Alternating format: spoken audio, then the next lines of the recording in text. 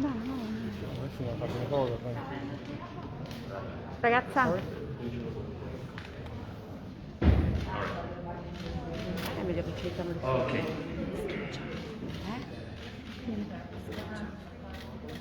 Io non posso mettere. Okay, Alok, I make a short introduction, who we are, what we did, and then we do the tour, and then we answer all the questions. I think there are two delegates, so. Okay, so these 2 days were, or these 3 days almost, were absolutely inspiring. Oh, Jaya, it's coming. Just take a second.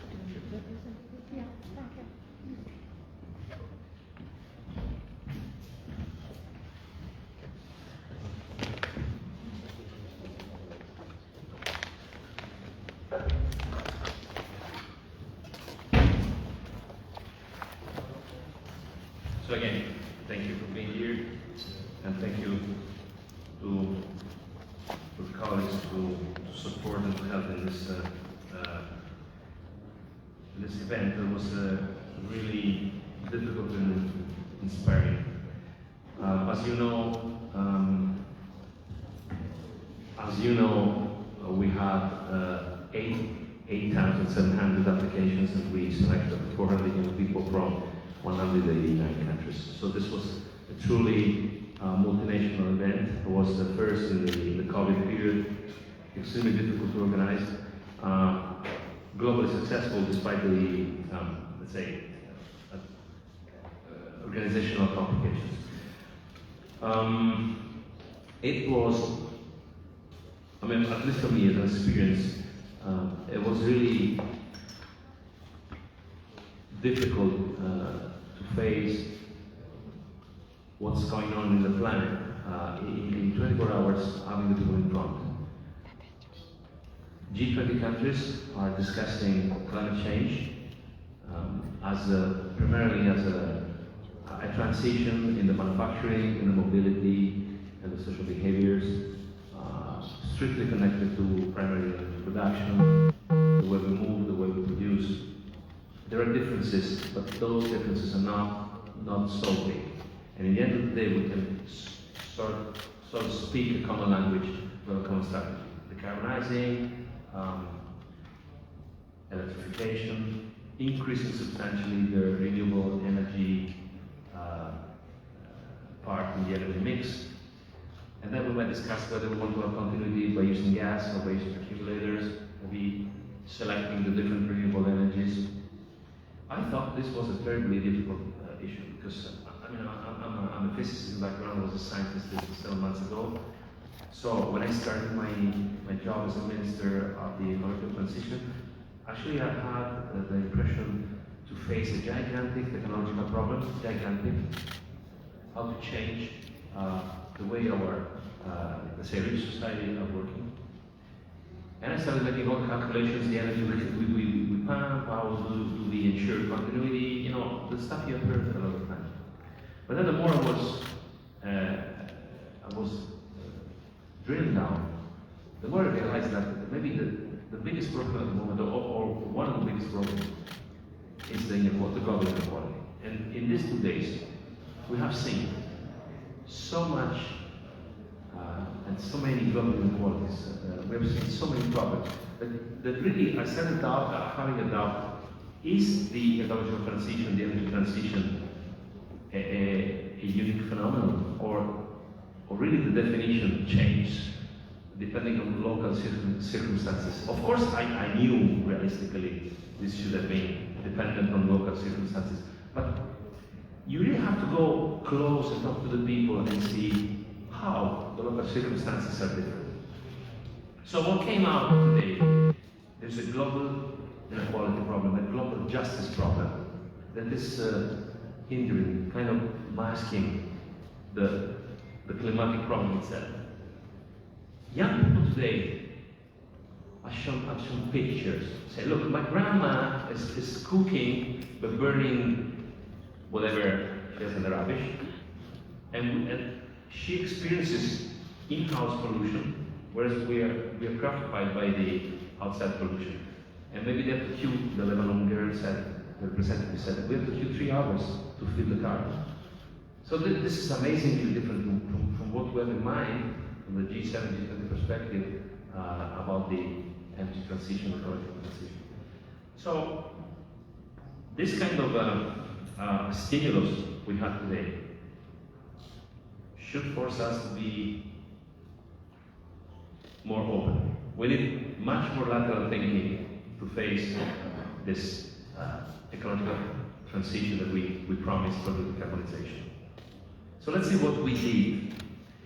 We organized 4 tables about the external stakeholder, about the education, ambitions, and about the young people. The 4 tables produced 4 documents that were unified.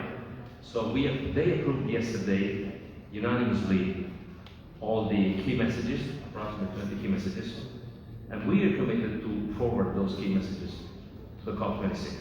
And the presence of Alok Sharma clearly shows that we're doing this for real. So the key message will go to Cop26, together with background material, which is a longer document with more details that the representative will have a bit more time to make this really complete. But what is binding are the key messages. Okay, those are delivered. Good. Then there was a very strong request, super strong request, by the youth to be represented in the decision-making tables, in the decision-making events. I mean, their argument is very simple. We're going to be those who will be paying, who will be undergoing the consequences of our mistakes now. So we want to be sure that we can contribute to the decision-making process. So there were many discussions.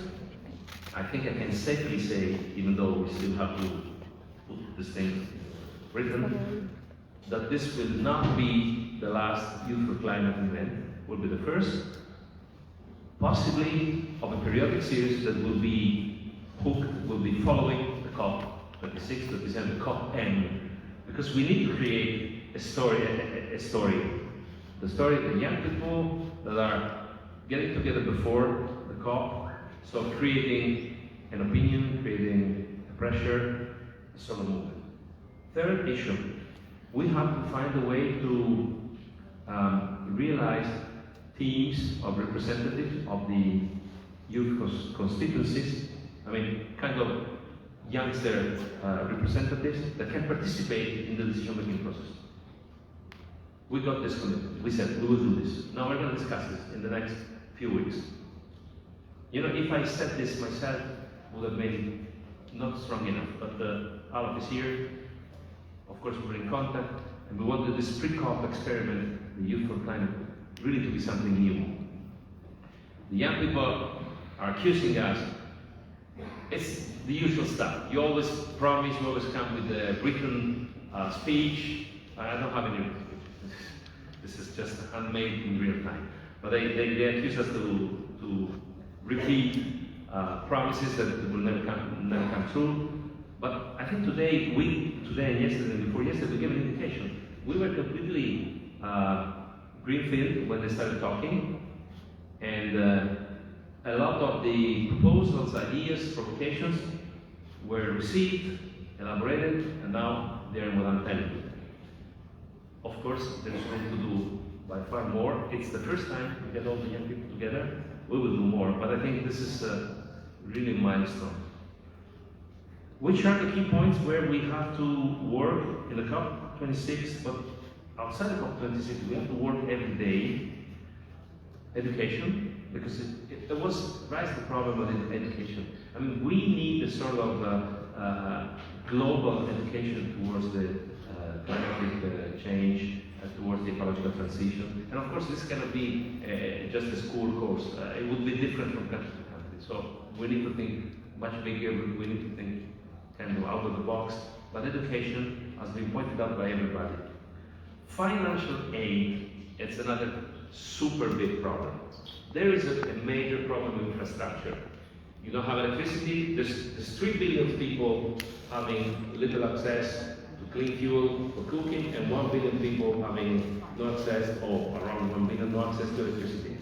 how can we talk to these people in terms of decarbonization, hydrogen, renewable sources? I mean, we have a debt there. We have to infrastructure those countries. So financial aid means reducing the energy divide, the digital divide, the infrastructure divide. But also financial aid means reducing the gender divide, even the intergenerational divide. So this is something you have to do. Of course, you heard about the famous 100 billions. Alok, you were maybe in this circus before me, but I know that the 100 billions are promised since a long time. Okay, before the COVID, well, the COVID was a sort of interruption, but I think we reached 60 or so. Of course, the 100 itself is not enough, but it's better than 60. So we should keep the promise, hold the promise, and possibly we should do much more. There are projections by the financial people, and we know that much more money is needed. But at least let's try to keep the promise, the zero level. But this was obviously kind of underlying the entire discussion and the entire request of all the young people. The young people were asking also a fast track for representatives coming from underdeveloped countries. I mean, these people, they have, of course, problems traveling, getting the permit, the money for traveling. Somebody was asking some support for the use of English language that is normally used for official international events, because maybe they speak French or they don't have enough English understanding, comprehension. These are little things, but we can really do something. I mean, even by digital support. So I was talking to many of these people. You know, something that was really exciting is that yesterday myself I broke the protocol twice, and I said, okay, forget the program. Let's talk one-to-one. Give the microphone. You know, sometimes there are young people that get upset, but in general it was very good. And I did the same yesterday evening, and today I said, I'll be here after lunch to talk to all of you. This was the most exciting and the most teaching part of the entire event, to be honest. All what I understood, and I hope I understood enough, came 90% from this one-to-one interaction. Because there was no written speech, it was just one-to-one. And then we were chatting by email last night. We exchanged email. I gave my telephone number and my email to many people. Send me your ideas. This for me is like reading a book.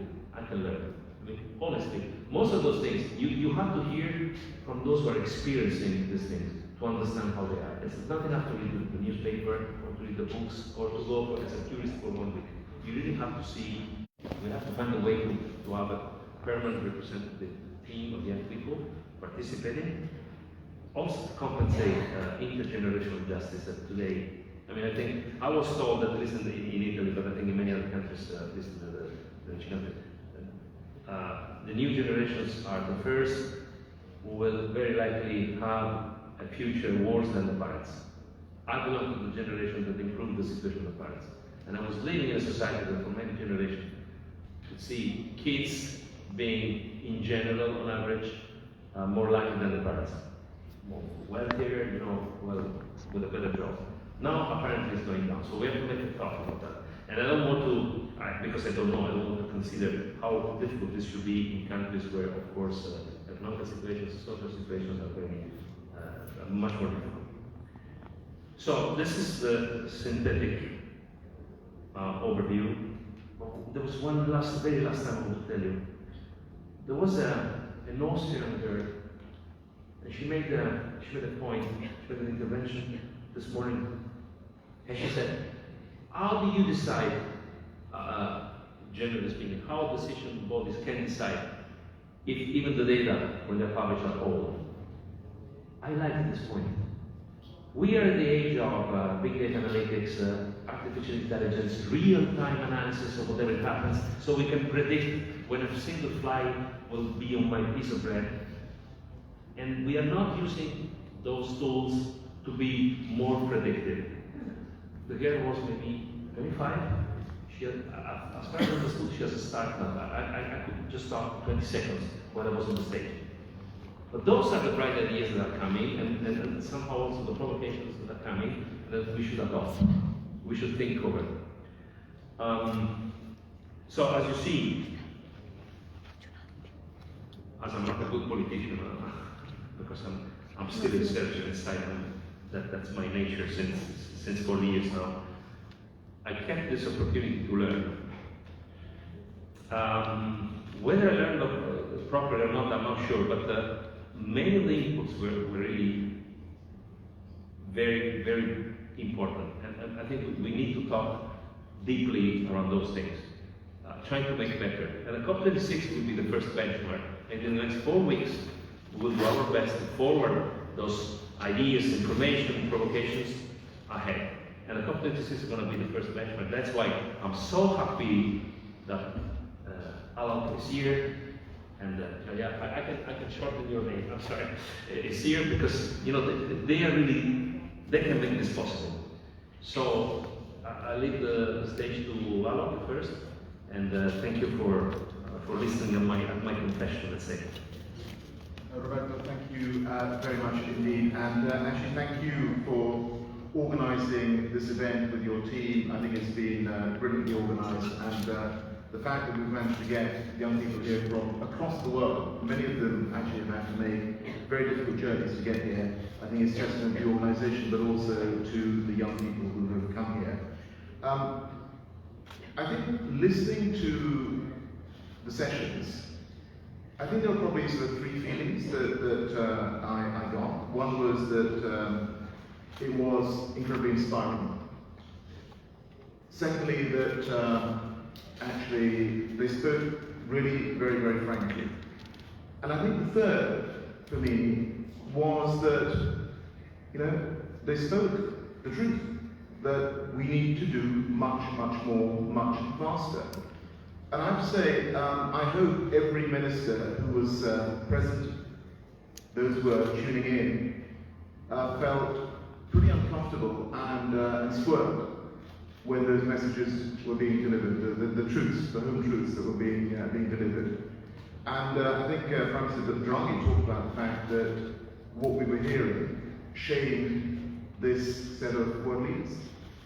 And there is no doubt that this group of young people, and in fact young people around the world, are going to hold this set of world leaders to account if at COP26 we are not able to credibly say that we have kept 1.5 degrees within reach.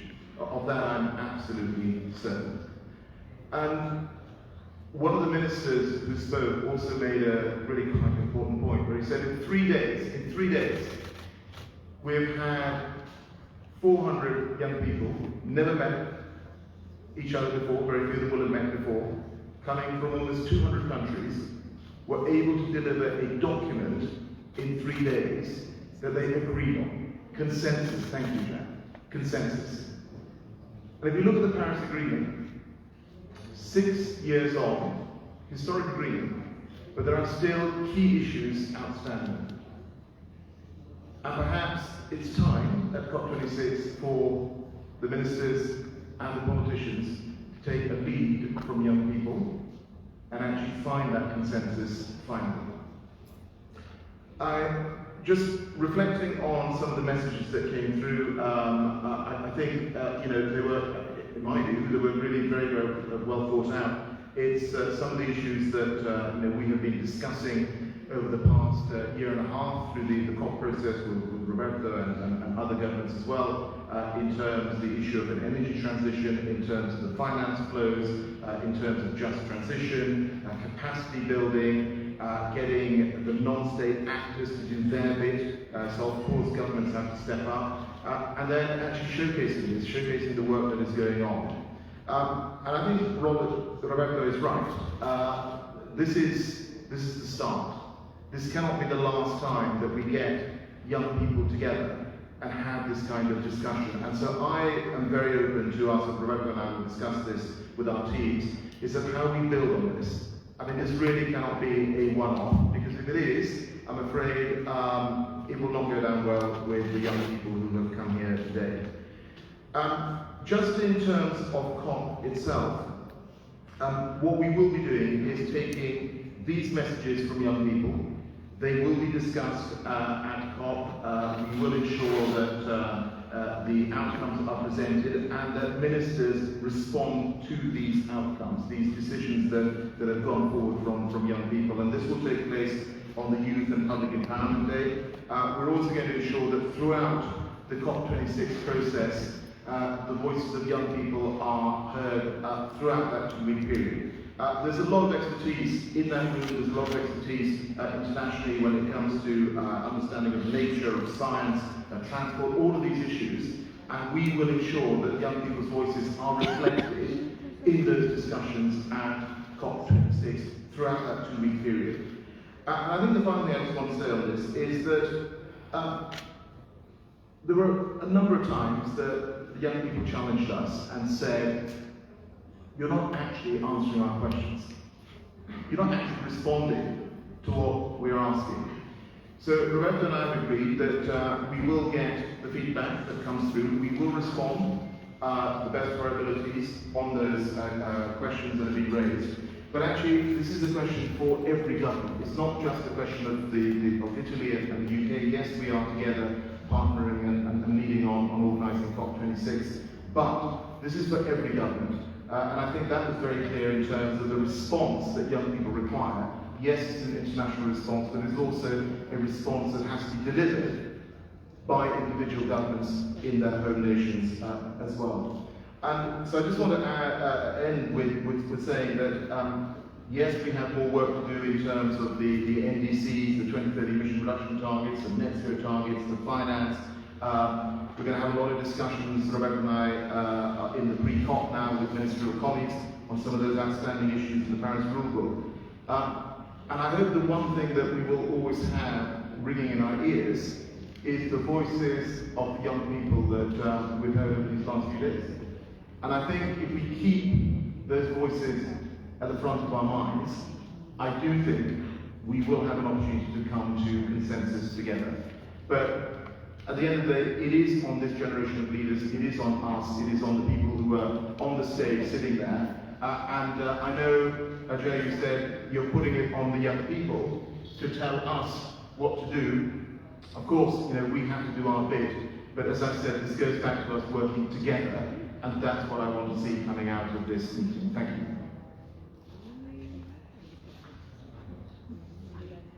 Sure, of course. Thank you very much. Thank you for this opportunity. I'm very happy to be here also on behalf of the UN Secretary General Antonio Guterres, my boss at greetings and thanks for also inviting the Secretary General himself to present a message today to the young people who are present here. My name is Jayathma Wickramanayake. I'm the United Nations Secretary General on Youth. I work as an advisor and representative to the UN Secretary General on matters related to young people. So of course the climate action agenda is very high on my priorities, and we do work with many youth constituencies around the world to make sure that there is constructive dialogue between young people and policymakers at international, regional and national levels.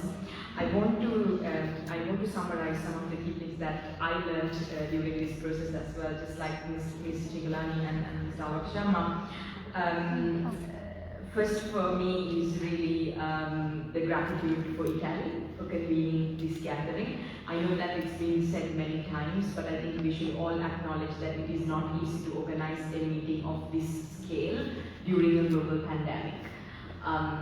Usually young people also face a lot of challenges when it comes to accessing visas to European countries, but Italy had really done an impressive job when it comes to working their embassies in countries to also secure that their participation is supported both politically and financially. I know that this work, this required a lot of work and a lot of resources, Minister, so I'm very grateful for this space that Italy created and an equal opportunity that you created for young people, not just from who can afford to be here, but for everyone to be here. And secondly, I also want to thank both of you for being here and for listening to young people. We have a lot of leaders who like to lecture young people, but not to listen to young people. So both of you being there today and bringing also your peers with you, other ministers of climate, other ministers of youth, other ministers of education, population to really be in a listening mode, active listening mode, and to even pressure them to come up with concrete commitments, I thought was very impressive. Working at the United Nations, I know that usually ministers don't come for meetings unless they have a speaking opportunity, but today I was truly impressed to see a large number of ministers and high-level government representatives sitting and listening and taking notes from what young people have to say. So I thank you for creating this space and also pushing your peers as well to be respectful of the contributions of young people. For me, one thing that is becoming clear and clear every day is that the mistrust between young people and governments are increasing more than ever and at a very high speed. And this is because young people continue to feel that their governments do not have the same priorities as they do, or that they do not represent the same urgencies or the same demands that they have as young people. Particularly on the climate crisis, there is a lot of frustration among young people around the world, a lot of anxiety that also contributes to mental health challenges among young people around the world. So I think we have to really understand why young people are behaving the way they are behaving. They are frustrated, they are tired of, as Greta said, blah blah blah, and a lot of talking but little action. I think these type of spaces that are created to instigate a dialogue between young people and governments, that young people and international institutions, are extremely crucial to rebuild that trust and to make sure, as Alok said, that this is not one generation against the other, but it is really an intergenerational partnership, because we need the expertise, wisdom, and the power of the older generations, and the energy, the new ideas, and the bold creativeness of the young generations to come together to make the most sustainable solutions that they can own for the future. The second point as to why it is important to have events like Youth for Climate, where you create spaces for young people to come together, is we also live in an unprecedented moment in history where half of the world's population is under the age of 30. We live in a time in history where our world has not been this young ever before.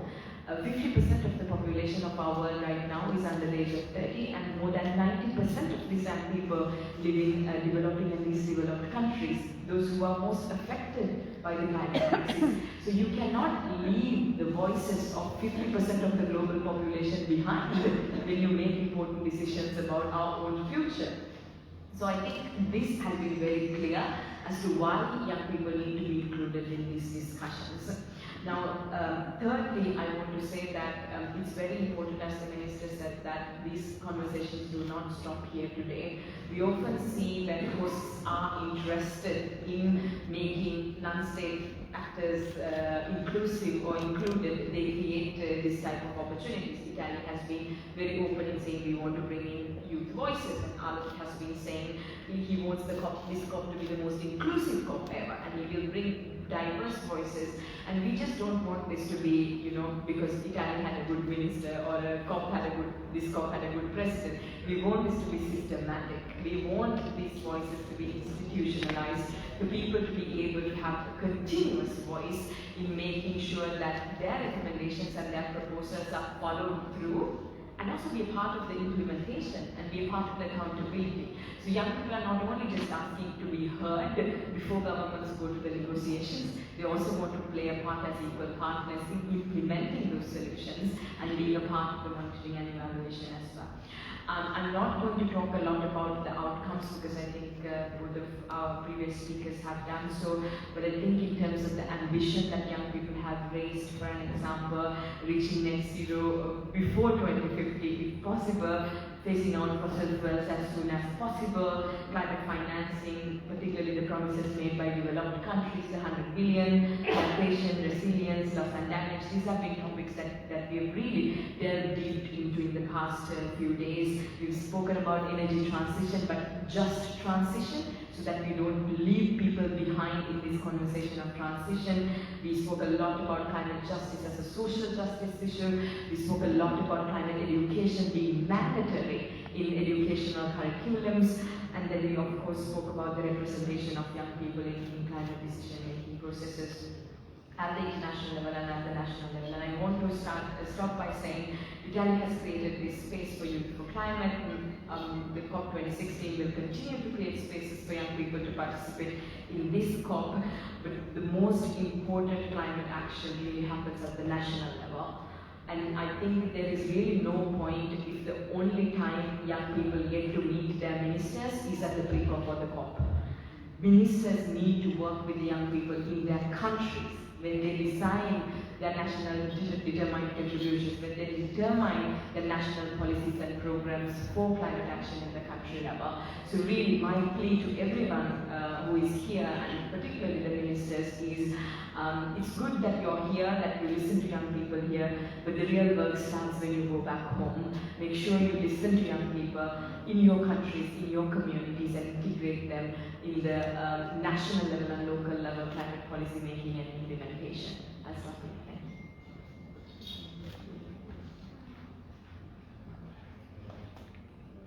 Questions?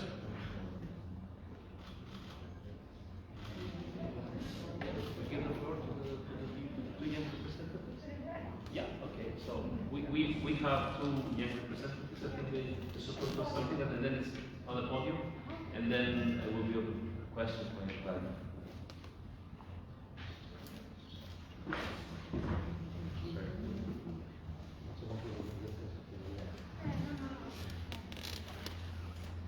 Your Excellencies, dear organizers, dear representatives of the press, I am Vladislav Kaim. I am serving as a member of the UN Secretary General's Youth Advisory Group on Climate Change, and in my capacity here at the Youth for Climate event, I was helping facilitate the work of the Sustainable Recovery Track as a bridge builder. I would like to begin my remarks first of all with gratitude towards the Italian government, the Office of the Secretary General and to the UK for assuring that so soon after the worst of the pandemic has subsided in most of the regions of the world, we were able to meet in person, because in-person contacts are crucial for substantive and productive work of climate activists all around the world. There was a lot told about the outcomes, of course, so I would not repeat on that part. There was a lot told about the hope and the desire to continue the work that has been started. I would also like, in my introduction, to touch upon the lessons that we learned through our collective work and engagement at this conference so far. First of all, we learned how much proactive our colleagues are in our engagement, and how they are passionate and at the same time efficient in their desire to assure equality of regional perspectives presented in the outcome documents. And here I would like to especially thank the colleagues from the Global South, particularly from the African region, who against many odds were trying to make sure that their perspective was assured to be present, as well as to those of the delegates who, for different reasons, were unable to participate in person and participated virtually. Unfortunately, so are the circumstances, and their potential, unfortunately, has not been used to the full. But they gave absolute best, their absolute best, and for that, I personally, I'm so thankful to them. There was a lot said by Your Excellencies about the work that is about to start here and desire for common work. I would like to point your attention to the fact that indeed, from your standpoint, from your point of view, perhaps this is a start, but for us, the Youth for Climate is part of the continuous process of youth voluntary, substantive youth engagement that has not stopped even during the pandemic. And thus, it is extremely important that in our further efforts, in the run-up to COP and after, we, as a high-level official told me yesterday, assure a unity of purpose when it comes to youth engagement. In that we also use the existing instruments of youth engagement in a coherent way, together with what has been achieved and is about to be achieved after the Youth for Climate. Here I'm particularly referring to the 16th Conference of Youth that will start its proceedings right before the COP. I would like to conclude my remarks with saying that this experience, again, first after the pandemic, has revealed to us that the systemic inequalities that our colleagues are facing in their day-to-day activity, even when they are brought under one roof, they do not disappear just like that. It requires systemic work, and it requires the senior policymakers meeting us halfway, and I can assure you that on our side, on the youth side, we have gone more than halfway, and we are already on this road, not just as activists, not just as people who by virtue of our age can speak for ourselves, but as experienced professionals, as experts, as people who know how to put their insights into real action and into real consequences. Thank you.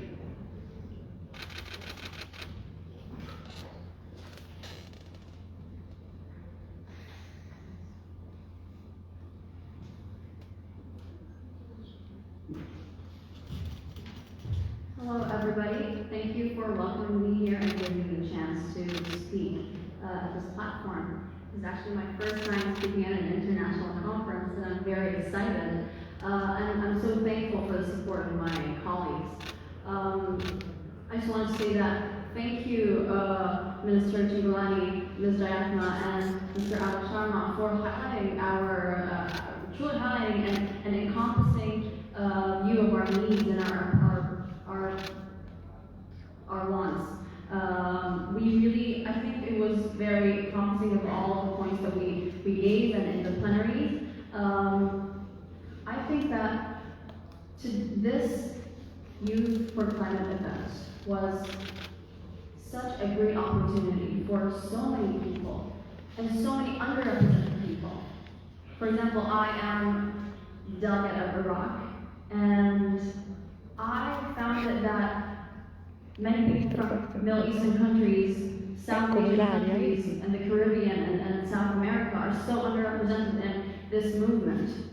And I think this event really gave us a new chance and for hope and for representing our countries, representing our youth, the youth of our countries, and bringing our thoughts and talents to the spotlight. I really hope that in the next Cop26 that we will be working on maintaining the sustainable solutions that we would have implemented, and that in the next 10 years we would really have done something meaningful and a meaningful change. I think there were, a lot of the time, ministers and politicians are often demonized in the media for being corrupt or for being or not wanting to help out. And from what I've seen today, it has been very inspirational, and I truly think that we feel your support, and I hope that we can trust you all to really get our message across to Cop26 and for our proposals to be taken seriously, for youth to be taken seriously, and for us to have a seat at the table with you all. So thank you very much for giving us this opportunity. Reem